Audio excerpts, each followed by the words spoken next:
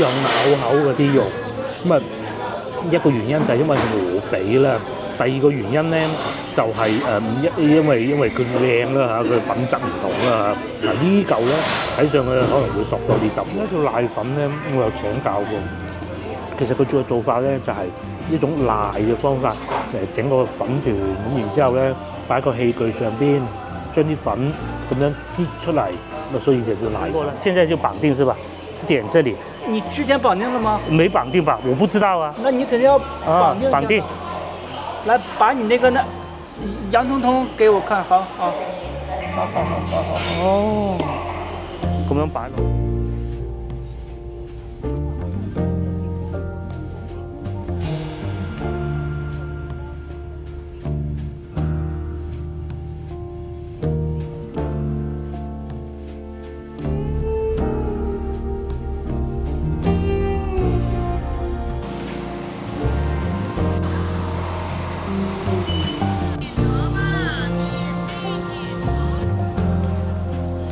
各位觀眾，大家早晨！我而家所在位置就係東莞南城啦。我確認過啦，係叫南城，因為嗰塊牌寫住啊嚇。咁啊，話說今日我過嚟東莞咩事咧？事情係咁嘅，大概1個月之前到啦，5.17前後啦。咁咧呢個廣東城軌咧就終於打通咗啦，成條線打通晒。咁啊，其實以前都有嘅嚇。咁但係咧佢就分開一橛一橛嘅。所以嗰陣其實真係冇乜人坐，知得最清楚就係深圳嗰段咯，係啊。深圳翻廣州嗰段咯，咁時至今日咧，終於咧佢哋就打通咗啦。咁啊，如果大家有留意新聞都知道啦，最遠可以由肇慶一路坐城軌坐到去惠州南邊㗎。咁啊，又或者你再駁過去深圳，其實都係得㗎。咁究竟城軌係乜嘢嘢咧？呢個唔重要嚇，重要係咧，自從東莞城軌，即係自從開通咗城軌之後咧，最出名一個地方係咩咧？就係東莞前邊嗰度食燒鵝啦。佢個名叫肥城嘅。咁東莞燒鵝不嬲都好食㗎啦。點解到今日先有人知咧？因為咧以往咧就冇咁方便啦嚇，而家咧係真係可以喺長隆啊睇完動物咁，然之後咧就坐呢個叫大號地鐵啦，我哋稱之為過嚟呢邊啦。咁我哋要去呢個餐廳咧，佢應該係24小時開業㗎嚇。咁咧個餐廳名咧，嗰個大廈咧好好記嘅，就叫斯朗大廈啦。係啊，唔係就基斯坦奴朗拿甸奴嗰個斯朗，係思想嘅思，朗就係斯朗拿道嗰個朗咯。差少少9點，我哋食完嘢之後咧，就再過去坐下嗰個城軌嘅。我哋咧呢個餐廳咧係有3間分店㗎。咁啊，據說咧呢個唔係最好嗰間分店，不過咧就最近城軌嗰間。咁啊，一於過嚟試下啦。據說咧，如果去到節假日啊，晏咗嘅話咧，係要大排長龍㗎。咁啊，我咧就趁住今日唔係節假日啦嚇，同埋咧一早過嚟，我今朝7點鐘起身啦，就過嚟咁啊試試佢。嗱，開門啦！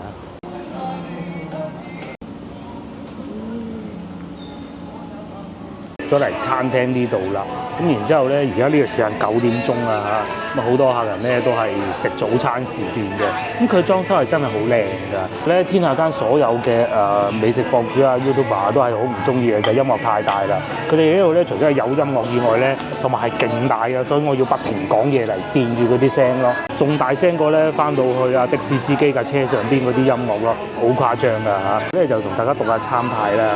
咁我係咁嘅，嗱佢咧呢度梗係有得揀燒鵝啦，上髀下髀係咪？咁我咧就冇理由唔食燒鵝瀨粉嘅，佢嚟到呢度唔食燒鵝瀨粉傻嘅咩？瀨粉咧就係呢度啦。咁咧我叫咗個燒鵝髀瀨粉48蚊，性價比高喎嚇。咁其實最初咧我係諗住叫個齋瀨粉，再加一個鵝髀嘅切開嘅，但係揾極都冇。咁啊嗱。呢度咧齋瀨粉啦，揾到啦，10蚊。此之外咧，佢哋都仲有煲仔飯啦，30零蚊啦，款式都多㗎。如果唔係啲燒鵝髀靚到咁凄涼咧，我應該會叫個煲仔飯啦。切雞髀飯啊、掌翼飯啊，各種都有，我唔一一細讀啦嚇。好多港式茶餐廳一樣咧，其實都係好多嘢食㗎。牛扒餐啦、水煮魚啦、菜心咩都有啦。咁至於我咧就其實已經點好餐㗎啦。嗱，我要一個燒鵝髀湯粉蝦髀48蚊正啊！我再要一個熱檸水啊！想過嚟東莞已經好耐嘅，坐下呢個城軌啊嘛，係咪先？梗係趁下熱點㗎啦。但係咧問題咧，東莞日日暴雨。其實咧，琴日啊，我睇社交媒體即係小紅書啦嚇，講話東莞啊大雨到癲咗咁啊，好似咩啊？好似去玩水上樂園咁啊，係啊！咁但係咧後邊咧睇翻啲評論咧就話其實我呢度都冇雨啊咁啊，因為東莞咧係好大嘅，每個鎮咧都分得好散㗎。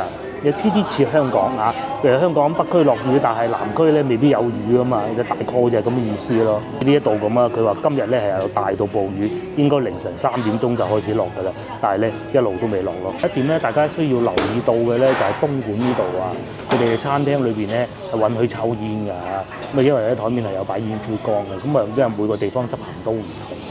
嗱，正前方嗰位先生咧就喺度開心緊啦。我咧同香港啊、深圳啊嗰啲茶餐廳一樣咧，佢哋呢度都係會有電視裏邊咧都係會有 TVB 睇嘅。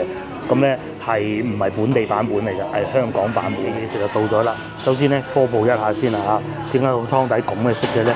呢個係熟地湯底嚟嘅，咁我再確認過㗎啦。咁點解要用熟地湯底咧？東莞人咧食燒鵝咧，始終啲熱氣咁咪燒喎，大佬。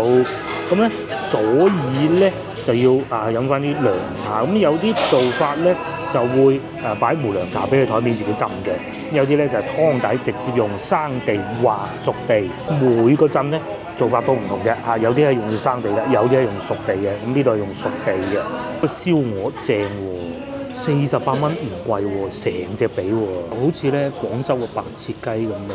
東莞嘅燒鵝咧，佢一定唔會令你失望嘅，就好似廣州嘅白切雞咁，你隨便入一間咧都唔會太差嘅。個師傅咧就將啲肥咧已經剔咗出嚟嘅，呢個第一個。第二個咧，鵝嘅肉質咧係好有咬口嘅，就唔係嗰啲好腍啊嗰啲燒鴨啊扮嘅。咁然之後咧，因為鵝種唔同啊，佢咧都係索得到汁嘅。但係就唔係話索到裏邊嗰啲肉腍嗰種嘅，啲肉質係偏硬嘅，超有咬口嗰啲肉。咁啊一個原因就係因為鵝髀啦，第二個原因咧就係因為佢靚啦嚇，佢品質唔同啦嚇。嗱呢嚿咧睇上去可能會索多啲汁喎，食到第三嚿啊真係忍唔住口啊！咁同埋咧粉都未食啊！呢嚿咧就邪惡啲啦嚇，就多肉汁啲啦，多肥高啲啊！喺中間呢度咧都有油脂嘅，恰到好處，有少少。包括我啱先食第一嚿咧，其實有少少柴，有少少硬。呢嚿好啊，再浸啲湯汁，因為湯汁咧佢唔係冇味嘅，所以咧我知道咧東莞啲大學同學咧都係會有咁樣食法嘅，試下啲奶粉啦。咁啊，再講多次啊！其實東莞所謂嘅奶粉咧，就係等於我哋廣州嘅桂林米粉，係一模一樣，冇乜分別嘅啫。點解叫奶粉咧？我有請教過。其實佢主要做法咧，就係一種賴嘅方法整個粉團，咁然之後咧擺個器具上邊，將啲粉咁樣擠出嚟，咁啊所以就叫奶粉。同我哋翻到廣州食嗰啲奶粉做法係完全一模一樣嘅。只不過咧，廣州嗰啲應該係廣州嗰度改良過嘅，就據說咧阿凌記自己講嘅，就俾凌記改良過嘅。東莞食燒鵝奶咧就要飲嗰啲湯底，係藥材味嘅湯底嘅，即係有少少似可能大家唔知熟地咩味，有少少飲清補涼嗰種感覺咯。但係就冇話好濃嗰啲藥材味嘅，佢呢一款啊，有啲係會好濃嘅，我試過。跟住食到呢一部分咧，就算冇皮都好啊。佢咧係有咬口嘅，就唔算話勁 juicy 嗰種嘅。咁啊，因為自己食嘅，你覺得唔夠味咁，再咁點下佢咯。呢部分咧都係夠味嘅。咁你話燒鵝汁唔鹹就唔得嘅嚇，肯定會鹹嘅。咁啊，如果淨係空口食燒鵝咧，確實有少少辣，但加埋少少奶粉，好食嘅。同埋個鵝髀咧，食到後段咧係有回甘嘅。哇！你阿師傅刀工幾好，其實咁大嘅鵝髀咧，佢可以斬到咁樣喎，咁薄嘅喎，其實真係唔容易嘅。你俾我斬手指都斬咗佢。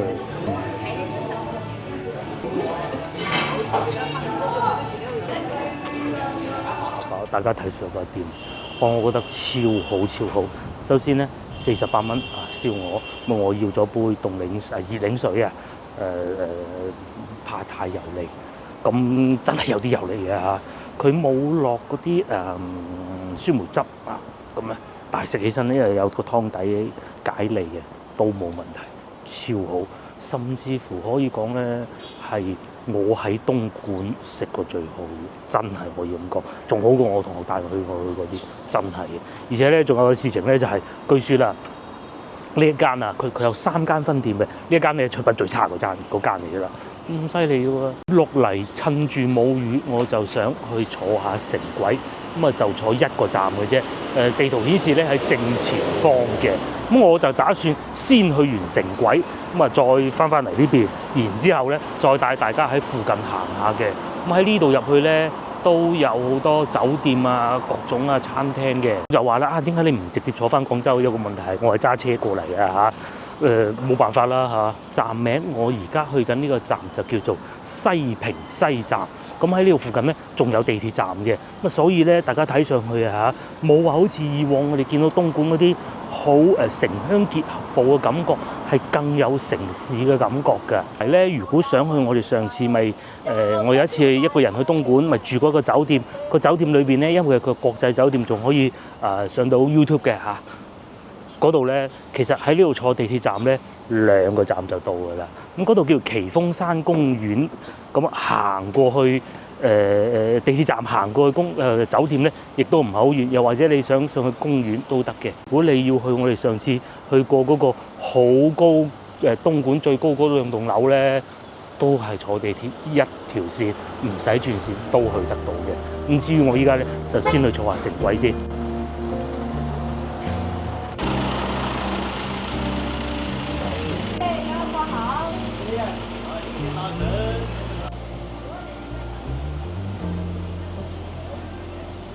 我睇過啊，其實我真係第一次嚟。原來咧喺我哋啱先試嗰度啊，行過去城軌站咧都要10零分鐘嘅。咁但係大家首先要注意一件事情就係佢呢個城軌等同於乜嘢咧？等同於高鐵同埋地鐵之間嘅一個東西啦嚇。咁眾所周知，高鐵站咧冇可能話佢會將每個站設置到好近㗎。咁啊，包括譬如廣州南站最明顯㗎啦嚇。我哋廣州人咧去坐廣州南站咧係要坐好耐地鐵，係唔係太中意嘅？有時候我自己咧寧願去東站坐嘅時間咧差唔多嘅啫。咁但係咧呢個城軌咧就有少少唔同啦。佢每個站咧係會比高鐵更密。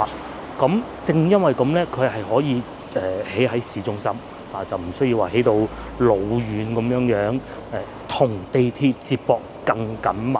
喺市中心裏邊，係隨之而嚟嘅咧，就係佢車速梗係會冇咁快㗎啦。咧又有個唔知算唔算係好處定係壞處咧，就係佢係不設劃位嘅。咁好多人都唔會預先買定飛，因為你預先買定飛嘅話，其實到時你趕唔切，其實根本唔存在趕唔趕得切呢回事㗎。即係你只要係買咗飛當日嘅，你就可以入站㗎啦。咁所以好多人咧就會去到先買飛，除非你要坐好長線。咁如果你真係坐好長線咧，因為佢如果由總站去到尾站嘅話咧，3個幾鐘頭啊，140幾蚊。咁我諗係好少人會咁坐嘅。所以咧好多人坐呢個城軌咧，其實都係上去企住好似坐地鐵咁咯，咁咪等啦。一路企，有位咁咪坐低佢咯，咁咪坐咯，一路坐。咁你中意突然間醒起我想喺呢個站落喎，都得㗎，冇問題㗎。突然間我又想坐多2個站喎，咁坐地鐵咁啫嘛，俾錢啫嘛。咁佢就係出站入站拍卡嘅，就唔存在話我要補票啊咁。咁咧有買票咧，我所知道有2種方式嘅。其中一種咧就係用羊城通啦嚇。咁我等人都想試下，究竟得唔得？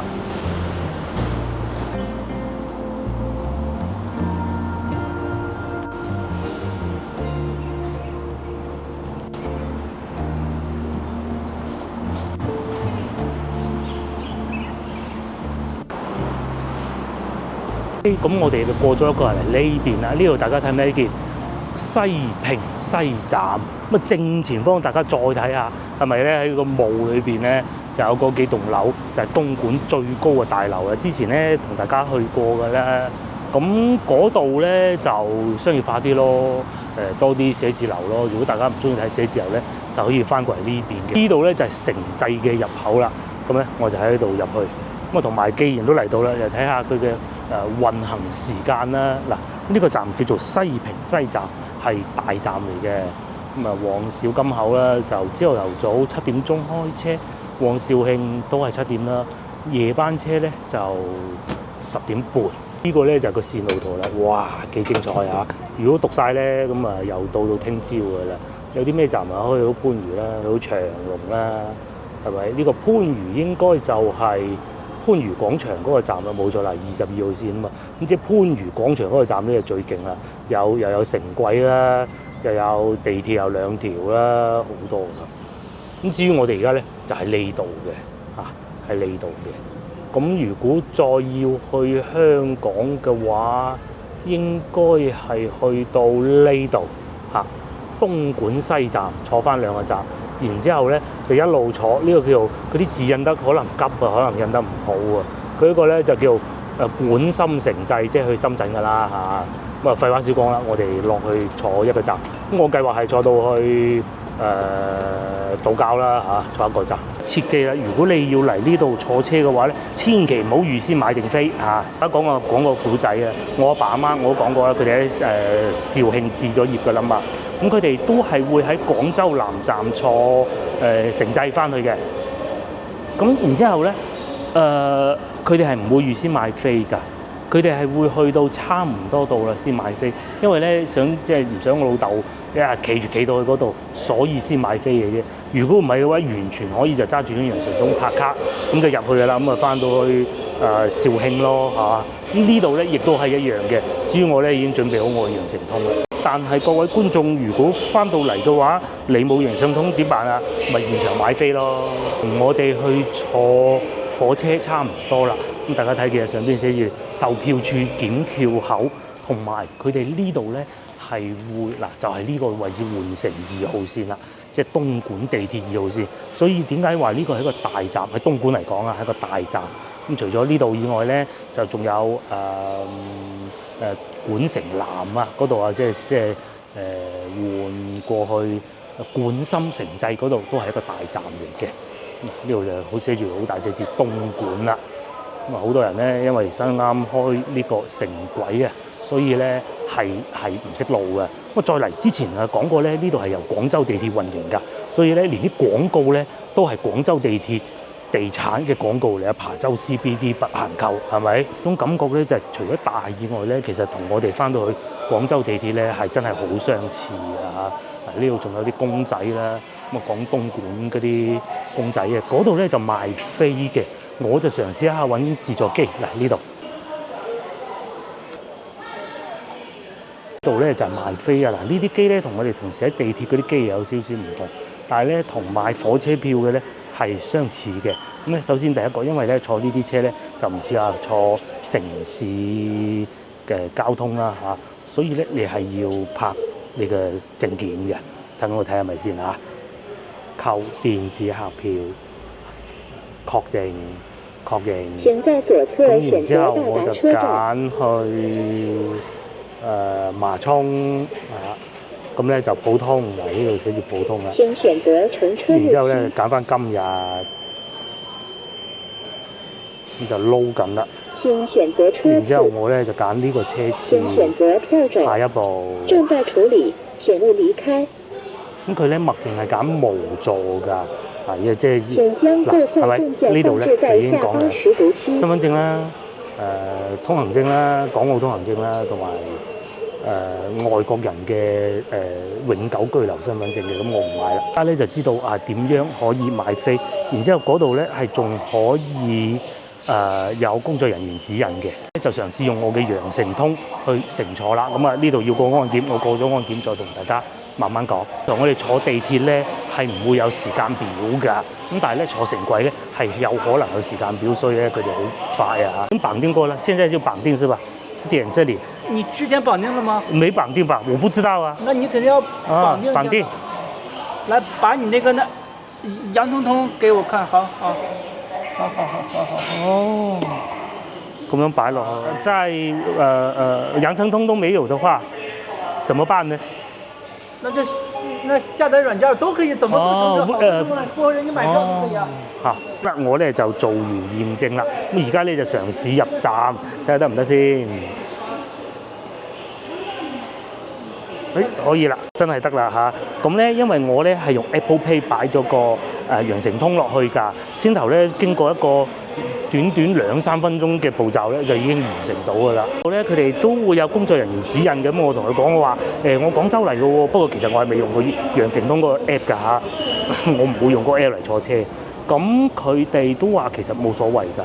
同埋仲有一件事情咧，就係海外觀眾翻嚟咧，可能你哋未必會買張羊城通噶嘛，係方便嘅，但係你要預先擺錢落去咯。但係點都好，如果你要過嚟呢度坐車嘅話咧，強烈建議就係充多啲錢咯嚇，因為全程坐晒咧要百幾蚊㗎。咧同廣州坐地鐵唔一樣啊，呢個乘坐係冇任何優惠嘅，感覺咧就真係好似坐地鐵嗰種感覺喎。咁但係咧個樓底就會高啲嘅，就更似一個火車站咁嘅咯。後邊就係小金口，即是去惠州啦。左邊咧就係去肇慶嘅，應該係左邊會快啲有車吧。呢個咧就係車站裏邊嘅情景啦。如果用火車站嚟對比嘅話咧，呢度咧好明顯係舒服啲。但係如果用地鐵站嚟對比嘅話咧，呢度嘅設施咧就可能會少啲啦。咁同埋同地鐵一樣啊嚇，都係咧有呢種閘門㗎。咧前邊係可以有座位嘅咯。另一個事情咧就係喺國內咧大多數地鐵車廂裏邊係唔可以食嘢㗎。咁但係其實火車係可以嘅，因為咩原因咧？就因為佢時間太長啦，咁有啲火車咧仲可能坐幾日㗎嘛，咁你唔俾人食嘢，瓜柴唔得㗎。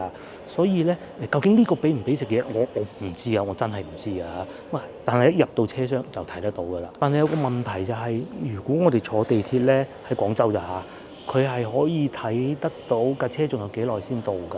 但係呢個咧就睇唔到嘅。咁可能要睇翻個時刻表咯。咁佢話10:07啊。唔知準唔準時啦嚇。如果要喺呢度翻去陳村都方便喎。嗱，一路呢個方向去肇慶啦嚇。咁應該係反方向。搞錯，應該係嗱，譬如呢度，我哋喺呢度啊，西平西東莞2號線啦。咁一路如果坐到東莞西咧，就穗深城際。咁穗深城際咧就可以去深圳翻廣州都得嘅。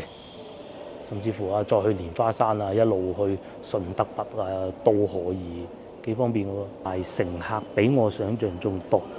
大家要知道，而家係一個工作日，朝頭早10:08啊。咁當然啦，有好多人咧都好似我一樣嚟打下卡，嚟試下新鮮嘅。個事情咧係咁㗎。我講我接觸得到嗰啲㗎咋嚇。我一路認為咧，廣州地鐵咧係喺廣州裏邊咧一個最好嘅公營機構嚟㗎。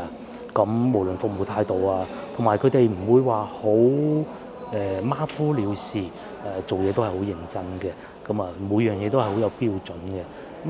但係咧先頭咧，我入站嘅時候咧，個工作人員佢都唔係話馬虎了事，但係咧，如果真係抽翻起身同廣州嘅工作人員對比咧，好似又爭緊啲乜嘢，我又講唔出。你話熱唔熱情？都熱情。可能啱啱開始嘅時候有啲措手不及咁解啦嚇。咁但係我都係能夠正常入得到，同埋佢都係好主動幫我處理嘅。嗱，佢嗰度有寫啦，我啱先都冇細睇係10:17啊，睇唔睇到正前方嗰度？咁即是話咧，其實仲要等8分鐘，怪唔得先頭我哋入站嘅時候咧，有人急急腳咁跑啦。所以咧同地鐵就有唔同，就係咁解啦。11蚊坐一個站，見仁見智啦。都方便嘅嚇。有時間先至慢慢睇啊。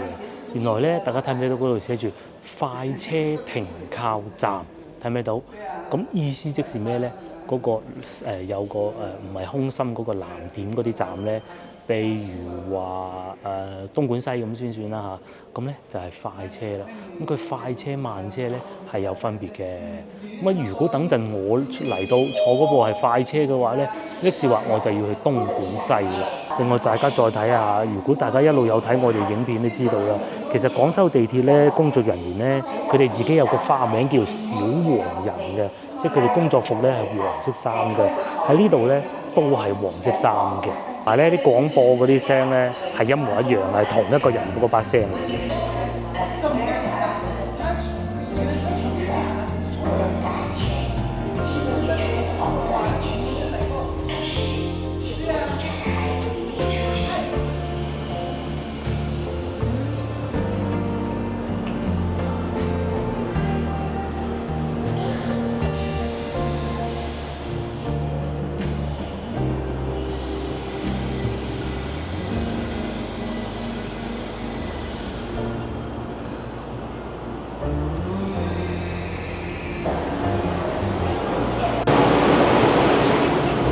原來個車廂就係咁啊，同我哋坐嗰啲好快嗰啲車咧去南沙係一樣嘅喎。咪有冇唔同？應該係有嘅，但係我分唔到咯。另外佢係可以食嘢嘅喺車廂裏邊，因為我已經見到有嘔吐袋。咁同埋咧，我真係唔知道呢部就係快車定係慢車，我分唔到。不過我覺得大家如果係要知道嘅話，上車前其實你可以知得到，你問翻工作人員，譬如話我想去補覺咁點辦咧？如果想坐車，咁咪坐翻轉頭咯。同先頭我哋所講嘅一樣咧，呢度係不設劃位嘅，只要你有位咧坐低就得㗎啦。咁我都曾經坐過一次去肇慶啊，唔知同阿爸阿媽去，都係坐過係咁嘅。然之後咧座位咧就係同我哋坐和諧號啊，即係坐去深圳嗰啲咧係一樣嘅咯。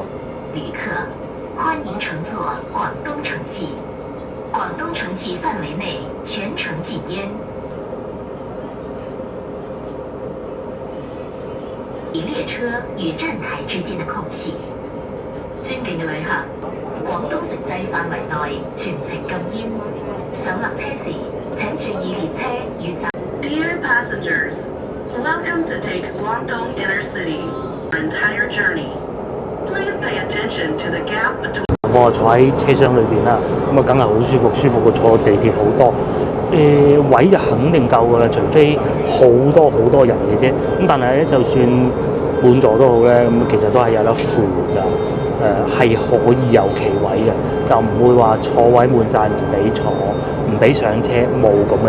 第二，佢係夠安靜嘅，好安靜，唔似我哋坐地鐵有時候咧，譬如話我翻去阿老婆阿媽嗰度咧，坐5號線咧，佢有啲路段咧係會幾嘈㗎，嘈到係真係講唔到嘢，同埋會有刺耳嘅聲音。但係而家我坐喺呢度咧，就仲未聽到人。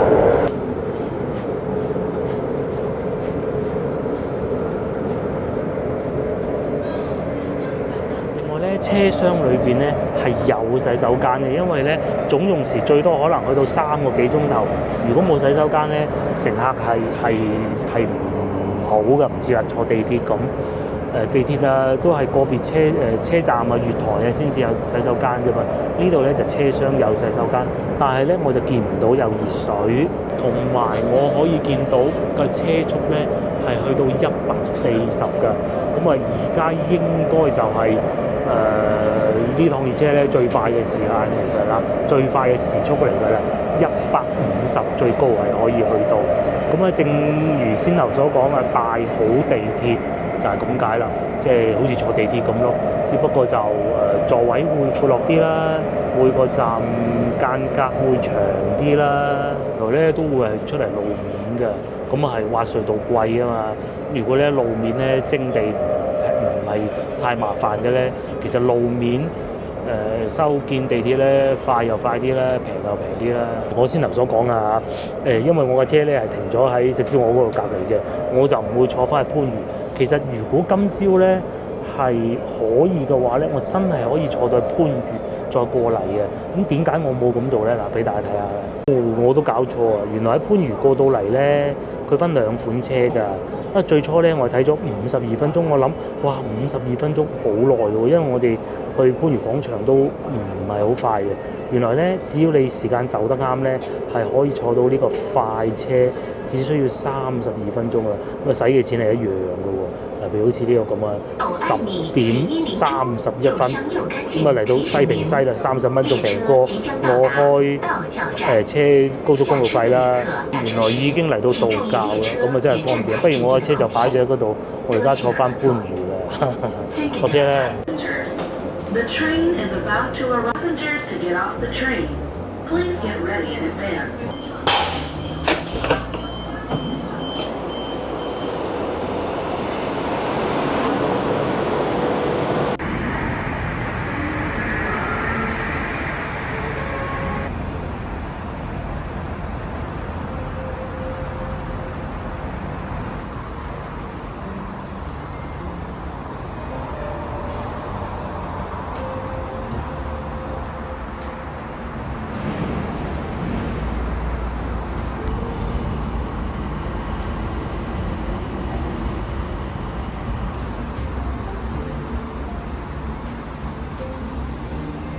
都幾方便喎，咁但係道教呢度個站咧，同先頭我哋去到西平西嗰度真係唔同啦。度咧就好似幾荒涼啊，冇乜城市嘅感覺。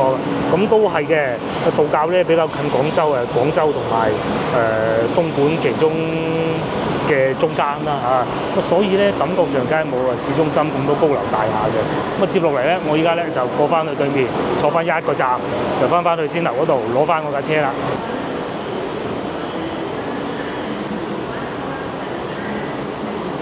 原來係咁嘅，原來要出站㗎。佢就唔似話坐地鐵咁樣喺嗰個站度咧直接換乘㗎。直接就喺度拍卡咯。咁我諗我應該就喺度拍卡啦。我嚟到呢度啦，真係好多不解啊！點解淨係收我5蚊嘅咧？咁奇怪嘅咧？嗱，佢寫住嘅喎5蚊喎，係咪而家做特價咧？我即刻咧又喺度入翻站。究竟係咪會即刻就入得到咧？唔知啊嚇！我睇清楚啦，嗱，大家都要睇清楚啦，係真係5蚊嘅，咁就唔係可能我先頭喺自助機嗰度咧睇錯。嗱，西平西到道教5蚊而已，咁啊總用時7分鐘，冇分快慢車嘅，你應該都。我咧就唔再囉嗦啦嚇，我啊再坐翻車翻過去西平西嗰邊，咁然之後咧再帶大家喺附近食燒鵝嗰度咧附近睇下有咩好行，有咩好食，咁啊酒店價格甚至乎係樓價各種嘅，究竟會唔會因為起咗呢個城軌，咁附近樓價又有唔同咧？咁啊到翻去再講。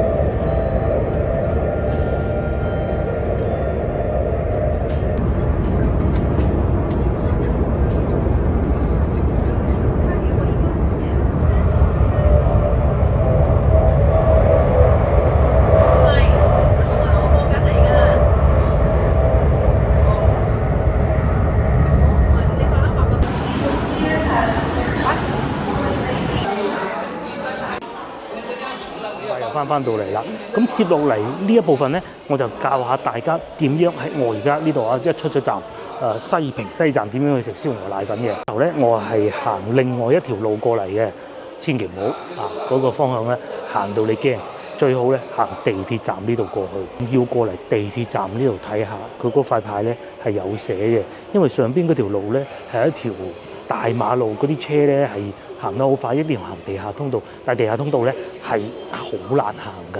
我哋睇到呢度我哋應該係去 B 口 A、B 兩個口啊嘛，咁中間嗰條車道咧係超繁忙㗎，我哋要過 B 口出去，度咧就係 B 口啦。因為始終咧地鐵嘅過街隧道咧就好過先頭我會經過嗰個城市嗰個過街隧道，不過咧就污水橫流啦，嗰啲水咧喺地下就踩嚟踩去啦。如果你拖住行李咧，你係見到就想走啦。咁但係呢度咧就超級舒服啦。所以如果無論你係點行都好啊嚇，記住西平西站。東莞地鐵2號線西平西站 B 口落嚟，咁行過去咁啊坐城軌咁就得嘅。咁你又再去後邊飲飲食食啊，各種都好方便。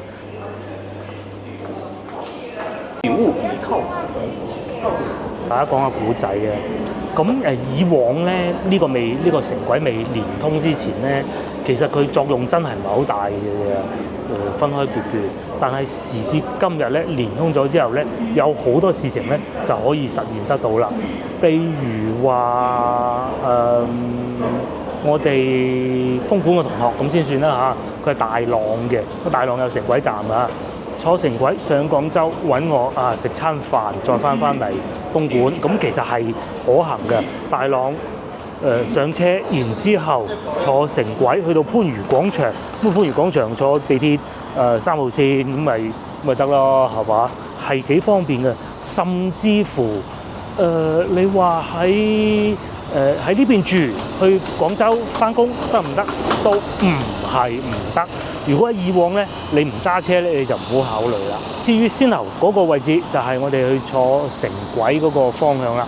而家咧，我哋就往翻呢個方向行過去，就係先頭我哋食燒鵝嗰度咯。咁啊，時至今日啦嚇，呢一度開咗城軌之後咧，除咗我哋而家嚟到呢個地方梗係食燒鵝，但係其實咧仲可以對嗰啲樓盤啊、房地產啊都係有一定好處。即係你話好唔好賣啊？唔知啊，冇錢買咩？但係至少真係住喺度嘅人係多咗一個 option， 多咗一個選擇㗎。無論係旅遊業也好啦，當地生活好都好舒服嘅，好方便嘅。咁啊當然啦，梗係冇話坐高鐵咁快嘅。但係高鐵咧，你去到南站，然之後南站再轉，門口又有人你錢咁樣詐騙咁嘅唔掂啊嘛！嗱，你睇我而家一出嚟就好似坐完地鐵咁啊，超級方便。食個燒鵝瀨粉都幾好㗎嚇。咁呢度啊東莞南城啦。事情咧要同大家講下嘅就係其實唔關佢事，我覺得因為條線路實在太長，好多乘客咧佢會問啊。佢話譬如前邊我坐緊時候咧，有個姨佢話佢約咗朋友去羅浮山，聽得出㗎啦。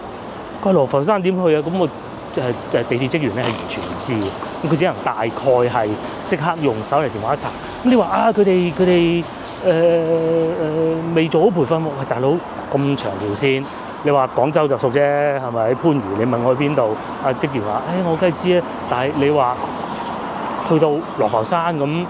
好難講㗎喎，係咪先？所以咧，事前一定要做好規劃。不過咧，有個好處就係而家可以打滴滴啊，係啊，落車打滴滴，你想去邊都得啦，係嘛？又唔貴，按四圍行下啦。但係咧，地產中介又有啊，但係佢唔似廣州咁寫晒喺門口㗎。又或者咧，坐呢啲巴士啊，東莞都有啲咁嘅巴士，呢個係用純電嘅，咁同埋係有人駕駛啊，唔係無人駕駛，但係佢就係小巴咯。東莞好多㗎，咁啊再嚟咧講下樓價啦嚇，就係正前方呢個中央花園，保利中央花園咧就唔係新樓盤嚟嘅，就係二手嘅3房2廳向花園，96平方米，148萬。話呢個位置咁都舒服㗎喎，148萬就買得到。大概我睇過二手價咧，都係呢個價嘅，有啲大啲嘅，貴啲啊嚇。15000蚊1平方米二手樓，時咧你可以落嚟食個燒鵝瀨都好方便啊。如廣州嗰啲白切雞一樣咧，隨隨便便行下又有一間，呢度有個燒鵝瀨粉啦，呢個叫後街燒鵝瀨粉。東莞人啊要揸車啊，停車場又夠多。150萬二手住喺呢度，有城軌，大家覺得值唔值咧？都有好多餐廳嘅，現炒黃牛肉咁啊坐得都舒服嘅，啱唔啱口味就一回事，因為每個人嘅口味都唔同噶嘛。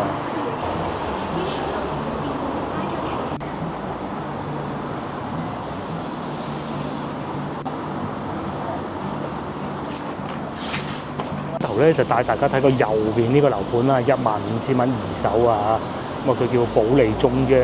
咁啊呢邊左邊呢個咧似乎更好喎，佢好似冇咁密喎，同埋個樓盤大啲喎。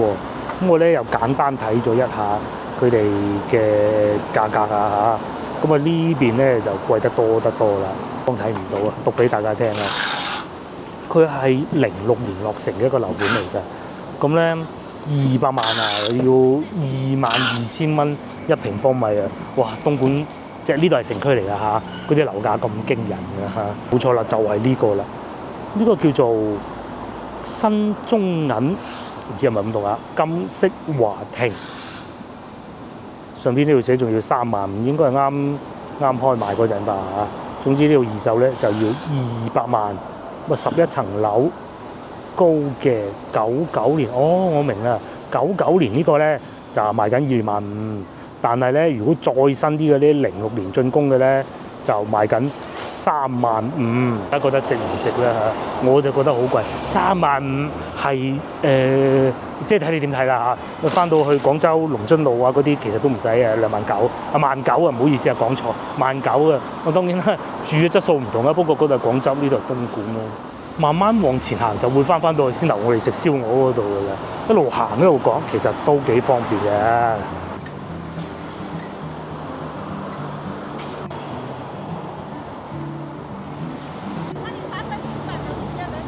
個環節又同大家講下附近酒店嘅價格啦嚇。首先大家睇下嗰度有間便利店，71便利店啊，其實就係燒鵝店隔離啦，嗰個位置就係燒鵝店啦。咁啊，呢度正對面就係有個麗豐嘅，咁佢麗豐嘅酒店咧價格咧今晚260蚊，反光有少少，唔知睇點樣先咗啦，260蚊。咁啊，再隔離咧便利店隔離咧仲有個錦江之星，好似佢哋同一個集團啊，我唔知我有冇搞錯啊嚇。錦江之星咧就相對麗豐咧就梗係平好多啦嚇。咁錦江之星嘅價格咧係呢個大小雙床房，如果係同個女出嚟玩咧，呢啲最中意啊！窗戶但係位於走廊嘅，不過咧價格超平，129蚊咋，係129蚊啊！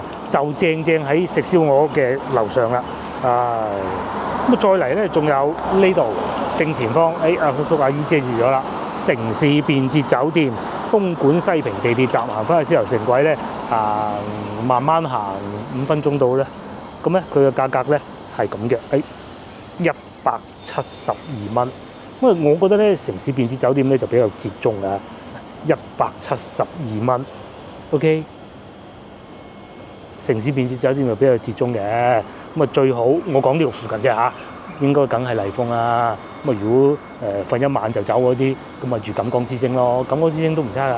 我而家行緊呢度咧嚇，隔離未開檔啊，全部都係啲大排檔嚟嘅。咁我極有理由相信咧，到晚上呢度咧熱鬧到不得之了。大排檔唔啱食，大家睇下對面甲魚雞子牛鞭煲，哇！呢啲係東莞先有得食嘅啫。咁至於正前方咧，仲有個市場，咁啊我一個人咧我就唔會再行市場㗎啦。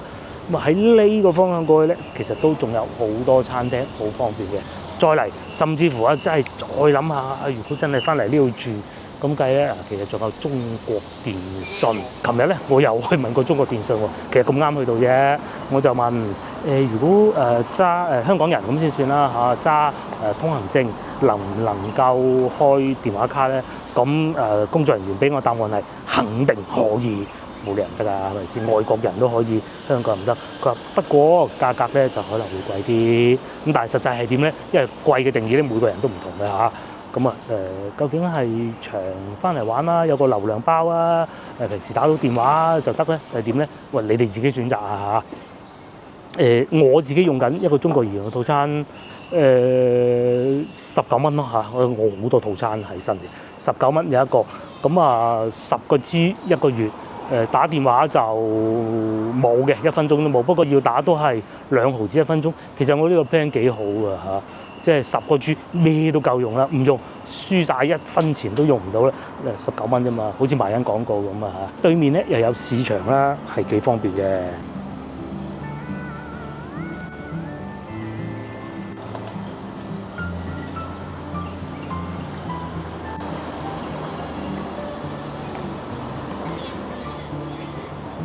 警察咧係會捉呢啲唔戴頭盔嘅人嘅，要罰錢嘅係。邊咧又捉到嘅，嗰個係屬於鏟上行人路嘅應該，我估嘅咋嚇，係冇得話嘅容忍㗎。下次咧，不過咧罰得都唔係好重，據我所知。嗰2日咧去到從化都見到嘅，過馬路啦。係時候翻去啦，同埋大家咧發唔發現一樣嘢？其實咧今日啊，我而家拍緊影片嘅時候咧，再過幾日咧已經係端午節㗎啦。即係小時候咧有好多老人家講咧，未食5月粽啊，寒衣唔好入籠啊。即係佢咩意思咧？就係以為夏天到啦唔係嘅，仲會有可能凍㗎。咁啊，再過多幾日咧，就已經係端午節㗎啦。按道理咧，按照以往啊嚇，其實廣州已經係熱到不得之了㗎啦嚇，要一路揸住支水一路行啊。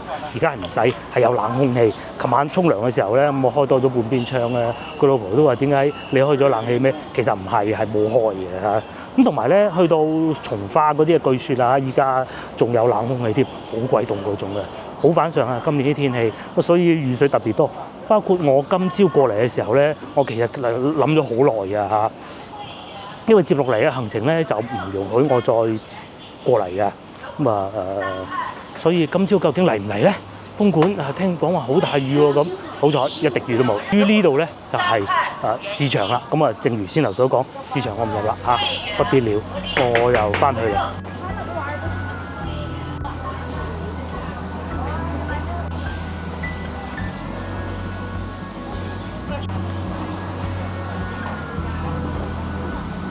驚落雨，我咧而家都要快啲翻去啦。